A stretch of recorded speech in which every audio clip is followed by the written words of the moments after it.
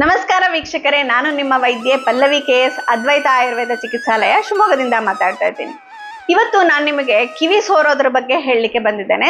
ಕಿವಿ ಸೋರೋದಕ್ಕೆ ಅತಿ ಮುಖ್ಯವಾಗಿ 3 ಕಾರಣಗಳಿರುತ್ತೆ. ಮೊದಲನೇದಾಗಿ ಹೆಡ್ ಇಂಜುರಿ, ತಲೆಗೆ ಏನಾದರೂ ಪೆಟ್ಟು ಬಿದ್ದರೆ ಅವಾಗ ಕಿವಿಯಲ್ಲಿ ರಕ್ತ ಸೋರುವಂಥದ್ದನ್ನ ನಾವಿಲ್ಲಿ ನೋಡ್ಬೋದಾಗಿರುತ್ತೆ. ಎರಡನೇದು ಇನ್ಫೆಕ್ಷನ್, ಈ ಕಿವಿಯಲ್ಲಿ ಏನಾದರೂ ಇನ್ಫೆಕ್ಷನ್ ಆದರೆ ನೀವು ಪಸ್ ಆ ಕಿವಿಯಿಂದ ಸೋರುವಂಥದ್ದನ್ನ ನೋಡ್ಬೋದಾಗಿರುತ್ತೆ.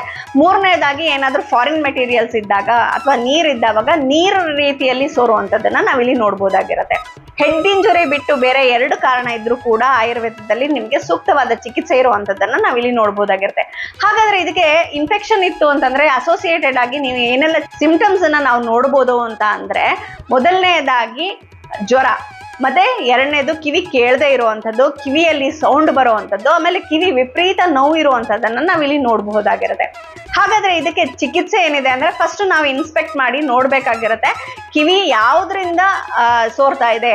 ನಿಮಗೆ ಇನ್ಫೆಕ್ಷನ್ ಇಂದ ಸೋರ್ತಾ ಇದೆಯಾ ಅಥವಾ ಏನಾದರೂ ಫಾರಿನ್ ಮೆಟೀರಿಯಲ್ಸ್ ಇದ್ದು ಸೋರ್ತಾ ಇದೆಯಾ ಅಂತ. ಫಾರಿನ್ ಮೆಟೀರಿಯಲ್ಸ್ ಇದ್ರೆ ಅದನ್ನ ಸರಿಯಾಗಿ ತೆಗೆದಾಗ ನಿಮಗೆ ಕಿವಿ ಸೋರೋದು ನಿಲ್ಲೋದನ್ನ ನಾವಿಲ್ಲಿ ನೋಡ್ಬೋದಾಗಿರುತ್ತೆ. ಇನ್ಫೆಕ್ಷನ್ ಇತ್ತು ಅಂತಂದ್ರೆ ಅದಕ್ಕೆ ಮೊದಲನೇದಾಗಿ ಧೂಪನ ಅಂದ್ರೆ ಫ್ಯೂಮಿಗೇಷನ್ ಮಾಡಬೇಕಾಗಿರುತ್ತೆ. ಎರಡನೇದಾಗಿ ನಾಡಿ ಸ್ವೇದವನ್ನ ಕೊಡಬೇಕಾಗಿರುತ್ತೆ. ಮೂರನೇದಾಗಿ ಶಿರೋವಿರೇಚನ ನಸ್ಯವನ್ನ ಮಾಡಬೇಕಾಗಿರುತ್ತೆ. ನಾಲ್ಕನೇದಾಗಿ ಕರ್ಣಪೂರಣ ಅಂದ್ರೆ ಕಿವಿಗೆ ಔಷಧಿಯನ್ನ ಬಿಡುವಂಥದ್ದನ್ನ ಮಾಡಬೇಕಾಗಿರುತ್ತೆ. ಐದನೇದಾಗಿ ಕವಲ ಅಂತಂದ್ರೆ ಗಂಡೂಷ ಅಥವಾ ಕವಲ ಅಂದ್ರೆ ಬಾಯಿಯಲ್ಲಿ ನೀವು ಕಷಾಯನ ಹಾಕೊಂಡು ಮುಕ್ಕೊಳಿಸುವಂಥದ್ದನ್ನ ಮಾಡಬೇಕಾಗಿರುತ್ತೆ. ಆರನೇದಾಗಿ ನೀವು ವಮನವನ್ನ ಮಾಡಬೇಕಾಗಿರುತ್ತೆ. ಈ ಎಲ್ಲ ಚಿಕಿತ್ಸೆ ಕಾಂಬಿನೇಷನ್ ಅಥವಾ ಐದರ್ 1 ಐದರ್ 2 ಈ ಥರದನ್ನ ಮಾಡಿಕೊಂಡಾಗ ಖಂಡಿತವಾಗಿ ಕಿವಿ ಸೋರುವಂಥದ್ದನ್ನ ನಾವು ನಿವಾರಣೆ ಮಾಡ್ಕೊಳ್ಬಹುದಾಗಿರುತ್ತೆ.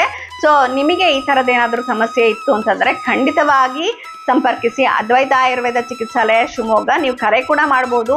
9187484210 ಕರೆ ಮಾಡಿ ನಿಮಗೆ ಏನಾದರೂ ಸಮಸ್ಯೆ ಇತ್ತು ಅಂತಂದರೆ ಖಂಡಿತವಾಗಿ ನೀವು ಅದಕ್ಕೆ ಪರಿಹಾರ ಕಂಡುಕೊಳ್ಬಹುದಾಗಿರುತ್ತೆ ಅಂತ ಹೇಳ್ತಾ ನನ್ನ ಮಾತುಗಳನ್ನು ಮುಗಿಸ್ತೀನಿ. ನಮಸ್ಕಾರಗಳು.